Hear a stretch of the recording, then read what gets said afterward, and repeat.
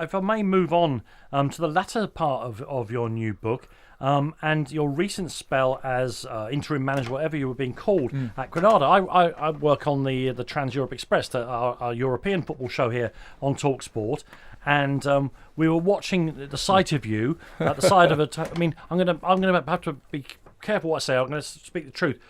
You took over a dysfunctional, awful football team at Granada. I mean, there may be lovely blokes and there may be great footballers in their own right, but as a team, no, there wasn't. They were doing terrible. But you didn't do that. I presume you would have liked to save them from relegation, but you didn't do it because you thought you could. No. Presumably, you were doing something else there for your great friend, Jean Zhang. Yeah, for John. What was happening there at Granada? What's happening? Well, first things first, I've got to go back to the book. Yes. You've all the royalties, I think it's important, are all going to my charity. So I'm not taking a penny for this, I've got this important sorry, I've point. forgotten to mention that. Absolutely no right. worries. Spot on. But Spain, actually, I went there in November and John told me, asked me what I thought, and it's the biggest challenge that I've ever faced in building football clubs. I went into the club and they had 13 loans, so you've got 13 players that don't want to be there. A huge problem in of itself. Over the 106 players for 3 squads, only 40 of them were Granada signed. For the third-party ownership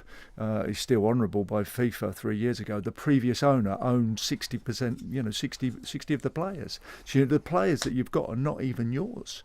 So it's incredibly difficult to do anything. So it was dead. I've described it to a man dying, and you've got to go and hold their hand. And I did that for the last 7 games. How difficult was it? I saw you I watched the games. I saw you stood on the side there, a person with your background in football, with your coaching badges, with your education, standing there, and your name is now above the door, watching a team get whacked week after. I mean, how difficult was that? We can do some tough stuff now I'm sober. I can do some tough stuff, and I can cope, and I can manage, and I don't have to drink, and I don't have to get depressed over it, and it's all right. And I was the right man to do the job. Did you want to throw a teacup at any of them? A teacup? I wanted to do more than that. One of the players was on his phone at half time. No. I clipped him around the ear. I don't think you're supposed to do that. But. No, you're not. So the big question is, did you do what you said in the press conference? Did you kick some people up the... I did, but it was too late, and we knew that. Yeah. We knew that. I didn't get a reaction. I may have got a reaction, but it was gone. The guy was dying. The club was dying, and I had to be there. And the great thing now is that we're starting to build.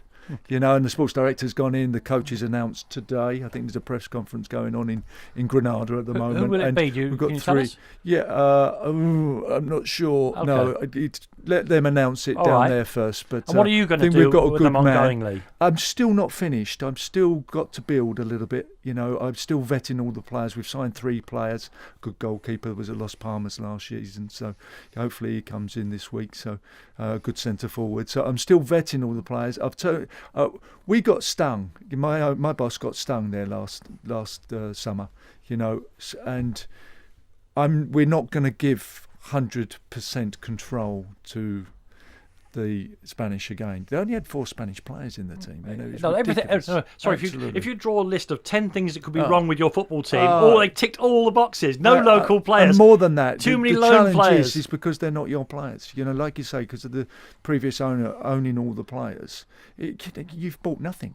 You've bought a name. You brought a name to the club. So now we're starting.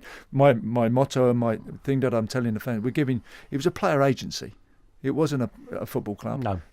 We've turned it back into a football club. We've give Granada back its club. I'm not a betting man. For those who are listening, because Alan Brazil's show is full of people listening, Granada for promotion next season? Well, we'll be right up there. We'll be odds on for sure. That's the stuff. Yeah.